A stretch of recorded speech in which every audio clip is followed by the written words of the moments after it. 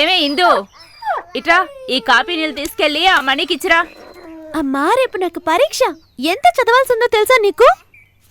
అవును, పెద్ద పరీక్షలు. ఇది చదివి కలెక్టర్ అవుతుందంట. అమ్మ నువ్వే తీసుకెళ్ళిస్తే ఏ, లేకపోతే ఇదిగో వీడికిచ్చి పంపించు. నేను వెళ్ళను, ఎప్పుడు నేనే కదా తీసుకెళ్తుంది. ఇక మీదట నువ్వే తీసుకెళ్ళు, నేను మాత్రం వెళ్ళను. నువ్వు ఇంతసేపు ఆడుతూనే ఉన్నావు కదా.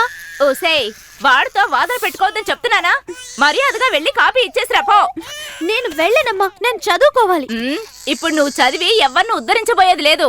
10వ తరగతి వరకే నీ చదువు. ఆ తర్వాత మనీకిచ్చి నిన్ను కట్టబెట్టేస్తాను, తెలుసుకో. మర్చిపోకు.